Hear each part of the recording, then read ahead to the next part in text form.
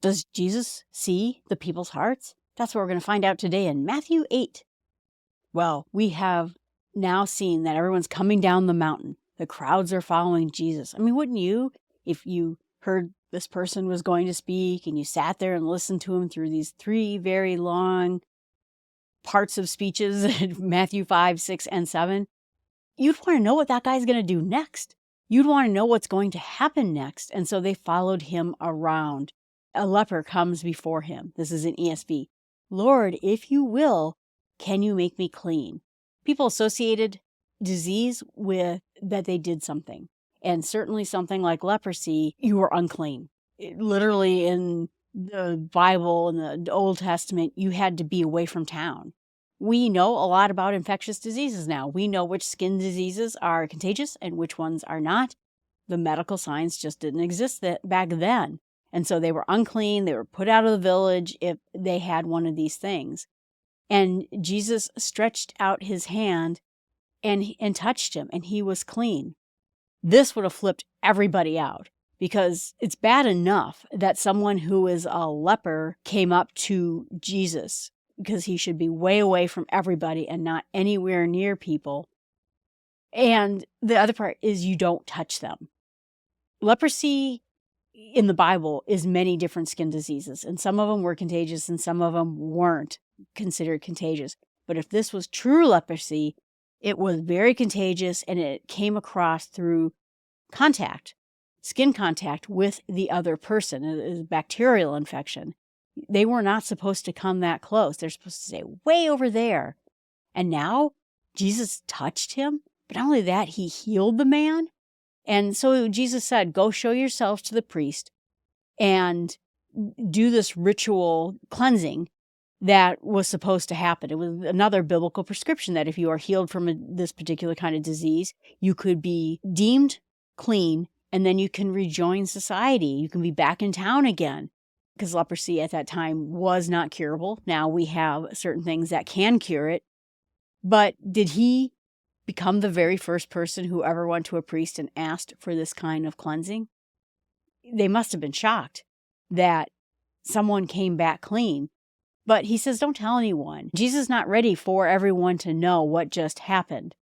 We'll find out as we get through the gospel that the farther away Jesus is from Jerusalem, the more open he is with who he is and about talking about his ministry. The closer in he is, I think with the Pharisees and the Sadducees and the scribes and the lawyers and all the people that were there, he is much more cautious because it's going to create a hubbub. And his ministry has not yet come to the point where that hubbub, that anger, that upset level from the temple is beneficial. But we find out in other gospels that he did tell everybody. Of course he did. And so then the word of his healing gets starting to get out. So then a centurion comes up to Jesus and he says that he has a paralyzed servant. That's pretty good for a Roman. You don't think that a Roman would want to come up to Jesus, a Jewish person, not his faith, and to ask for this servant who, honestly, servants weren't that important to people usually. The TV show The Chosen did this in a really touching way, and it makes you really think this over again about how this Gentile came up to Jesus and asked for help. A Jewish person was not supposed to enter a Gentile's house because they were an unclean person. Probably a Roman didn't want a Jewish person in his house either. And Jesus says, well, I can do it from here. And the interesting thing about the centurion is that he said that he recognizes Jesus as a man of power. When you look probably at Jesus, how he was dressed, his level of wealth, his kind of standing of what you would think about him, you wouldn't think that there would be much to say about Jesus or have much faith in him. But somehow this man, this Roman centurion, had exposure to Jesus and his message. And the centurion says something interesting. He goes, you know what, I get you. I lead people too. I tell them to come and go, and they come and go, and they do what I say to do. And just like you are a man of authority, which is also an incredible statement, and tells the centurion, I have seen no one in Israel with such faith. I mean, his apostles are there. Some of his other followers are there. This man showed more faith in all of Israel than anyone else he's seen. And people are going to come from all over to be in the kingdom of heaven with what Jesus is telling them, the east and the west, outside of Israel, inside of Israel. They're going to recline with Abraham, Isaac, and Jacob in the kingdom of heaven. We're all going to hang out. This kind of thing would have been shocking. People had dinners in reclining chairs or reclining along the table because the concept was, and this came from Passover, free men lounge. Because we're free people, we're no longer slaves in Egypt, we lounge when we eat. But now you're going to be eating as sons in the kingdom of heaven, and you're going to be sitting right there with Abraham, Isaac, and the people who are the Jewish patriarchs, these Gentiles, these other people. Everybody, all these people who are going to come to Christ are going to hang out and have lunch or dinner with the patriarchs. That's something that's reserved for us. And maybe not even like all of Jewish people, but certainly us, the leaders of the Jewish people. This, again, would have been shocking to say. Jesus heals the servant, and Jesus, of course, is healing all sorts of people. So we find out eventually that they go to Peter's mother-in-law's house, who is very, very sick. Jesus heals the mother, and it says that she immediately springs up and serves them a meal. And the chosen, again, is very funny in this scene where she's very deathly sick. She probably is going to die. There's no real good medical treatment or prognosis for her. And immediately, Jesus holds her hand, again, touching a woman, which was not supposed to be done. And she is healed and serves up some goat cheese and probably some olives and things like that. This is Peter's mother-in-law. So that also points out, too, that Peter has a wife. Because if he has a mother-in-law, he has a wife. We find out in Isaiah 54:4 that the Messiah is going to come and heal people. It's another prophecy where we have completed it, checked it off the list. And Matthew points out this because he wants you to know Jesus healing people is a prophecy of what the Messiah was supposed to do. And so this crowd keeps getting bigger and bigger as they're following him through. I've seen some houses in that period when I was in Israel. You didn't have windows back then, but you had openings to the houses because it didn't rain that much there and it didn't get that terribly cold, but you could walk by. It wasn't like when you were inside the house, you couldn't have a crowd gathering around you outside of the house. The crowd keeps gathering and gathering and gathering, and Jesus decides he wants to go to the other side of the lakes. And the scribes come up to him because they were following him too. The scribes are going to be very learned men. And the scribes comes up to him and says, I want to follow you too. And Jesus tells him, if you follow me, your life's going to change. You won't have a roof over your head that a fox and a bird all have their homes, but the Son of Man does not.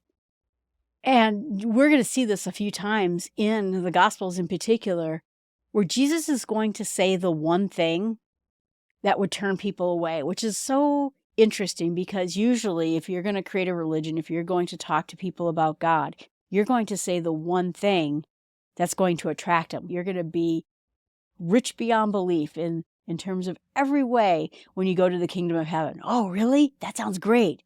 But Jesus knows the one thing that's going to make that person turn away. And you think, why is that? Why is he doing that? Because he knows their hearts. He knows their minds. He knows what they are willing to give up to come with Jesus and what they're not willing to come up. And we're going to see more examples of this. This guy wanted a home. He wanted a place to go to bed every night. And that is not what Jesus is about right here on his ministry on earth. You are not going to have a home. People want to believe in Jesus. And I think we see that in modern times too. People want to believe in Jesus, but they don't want to give up that thing in their life, whatever it is, living with their boyfriend. I don't want to give that up because I know I want to follow you, Jesus, and I love you, Jesus, but my boyfriend's pretty cool too. Or I'm working in this job that's completely unethical. It's how I make my money. It's how I'm going to retire. I'm going to be able to give lots of money to the church. And Jesus would be like, no, you have to give that up and follow me. And people won't want to do that. He just knows that particular thing. Obviously, with the gigantic crowd, Jesus is attracting a lot of people. And then the next person comes up to him and says, Jesus, I want to follow you. But you know what? I got to go bury my father. Now, this seems to be another very specific case. It might be that that guy's father wasn't even dead yet. He just means, I can't follow you right now. My father's alive. He might not like you, or I got, things I have to do. So when he dies and I bury him, I'm going to come back and follow you. Jesus knows his heart too and says, the dead can bury their own. You follow me right now. Jesus knows that particular person's situation. And it was an excuse. I'm totally going to follow you. I just have some stuff I got to do. And I understand it too. My grandmother was very elderly and very old and very sick when I became a Christian. And am I following Jesus right now? Or wouldn't it be better if I waited until she died so that there just wouldn't be a kerfuffle there? So there's a reason. And again, Jesus knows the heart and he knows that one thing to say. While they might be a believer in Jesus, can be a disciple, could be someone who's going to carry out this next part of the mission. So people are following Jesus around like the apostles. And so they get in a boat and cross the sea. And they say that it's about 7 by 13 miles, the Sea of Galilee. Some estimates say that it would take 6 hours in a boat like that in that period to cross the Sea of Galilee. Sea of Galilee is very shallow, very susceptible to wind and storms. I was at the Sea of Galilee for a couple of days, not too much time. I wish I would have spent more time up there, but it is very stormy. I even knew someone who went on a boat tour of the Sea of Galilee, and they said, yep, sure enough, a storm just whipped out of nowhere, picked up, and the sea got very stormy very quickly. So a storm comes up, and they're in the boat, and they're trying to cross over to the other side, and Jesus is sleeping. Now, first of all, I think a man who could sleep in a boat in a storm is a man who worries about nothing, that God is always there for him. He knows that nothing bad will happen outside of God's will to him. When you have that kind of connection with God, you sleep like a baby. Some people even said, well, I think Jesus was just pretending to sleep. And as people were panicking around him, he was probably over on the other side of the boat snickering. We don't know. But he understood that they could not stay calm, that even though they said that they trusted in God and that they trusted in him, and he just got done telling him on the mountain not to worry and not to have faith in God. And now suddenly they're just all panicked. So he gets up, rebukes the wind. Boy, I wish I could rebuke the wind. And the wind calms down immediately. And everyone again is astonished. Someone who could command the wind, take on the nature of earth, that has to be interesting. Jesus must be thinking, you saw me raise people from the dead. You've seen me do all these miracles. You've seen me cure people. I talk about the kingdom of heaven, and then one big windstorm and you're all freaked out. So Jesus goes to the other side of the lake. People say, well, there's no city there. The Bible's wrong. Matthew's wrong. This is completely made up. But there is a city there. It's about 5 miles southeast of the lake. And Josephus said men started living in tombs. And this was probably outside of the city, not inside this region, not inside Gadara itself. There was evil going on in there. So Jesus goes to the other side, and the apostles were there with him, and the disciples were there. And so if we think about disciples versus apostles, sometimes apostles is that small group of people that Jesus called the 12, eventually 12. But disciples is going to be a bigger word. Now, this area that they went to is not a Jewish area. It's a very Gentile area. It's a mixed group of people.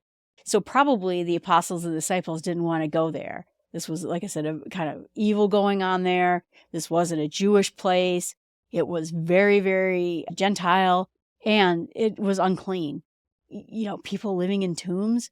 So Jesus goes there, and his disciples see, and we're going to hear about this in other Gospels, 2 demon-possessed men, and they're sleeping again in the tombs.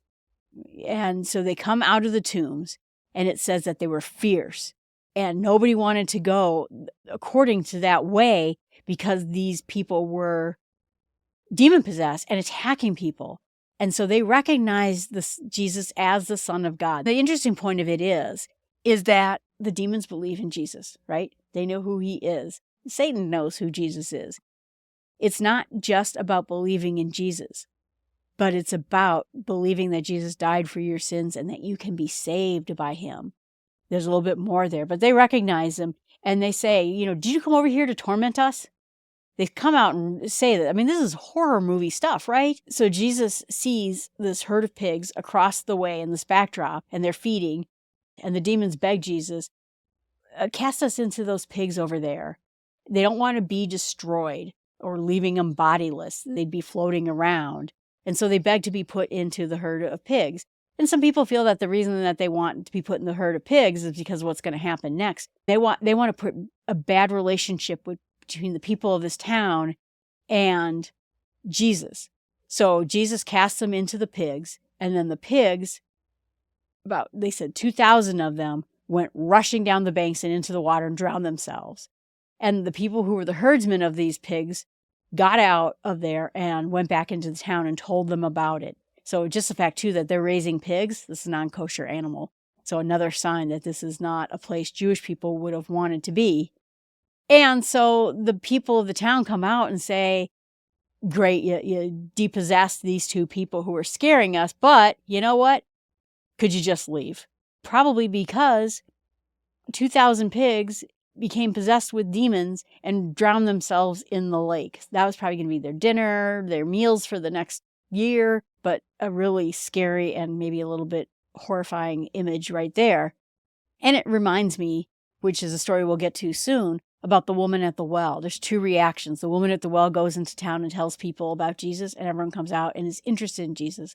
But in this case, the herdsmen go back into town and tell people about what Jesus did, and people are mad and they want him to leave. So this town reacted poorly to Jesus. And demons can only destroy. They provide no benefit. They do no good. All they do is destroy. And in this case, they destroyed the lives of those pigs, not Jesus. And so this could have been the same day, at least the same week as the previous chapters. So this is just one big, long day. Boy, what I'm going to meditate on is that whole pig story. So many people have different reactions to Jesus. They want to follow him, but they're not willing to do the hard things. In this case, they put the value of those pigs way above following Jesus and the miracle of saving 2 men from demons. We all have our breaking points. And in this particular case, people reject Jesus for so many different reasons. And in this case, this town came out and told him to leave. They didn't want Jesus into their lives. The man, the scribe, didn't follow Jesus because he wanted a home over his head. And so I'm going to meditate about people who reject Jesus and for the many different reasons. And what I'm going to pray is that I always have that faith of the centurion who knew when Jesus said he did a thing, he's going to do the thing. And that he understood Jesus at that point better than probably everybody because he understood the kind of man Jesus was, despite the fact of probably how Jesus looked. And what I'm going to share with others is the fact that there's always going to be something in your life that you're going to try to put before God, holding you apart from God, because this thing is more important. And I'm going to share with them that they should always reconsider and put themselves directly with God, directly with Jesus, and give up that thing. Put that other thing in its proper place. It's fine to have pigs, but you don't have to put them between you and God. It's fine to have a roof over your house, but you don't have to put that between you and God. All right, everyone, thanks so much. I appreciate you listening to this video. I hope that if you have some interesting thoughts, if you're reading along with me, please leave them in the chat here, or if you want it to be private, you can just email me at jill@startwithsmallsteps.com. I'd like to hear your views on things. And hopefully you're reading along with me and learning a lot as we go through this slow roll through the Bible. Thanks so much for watching.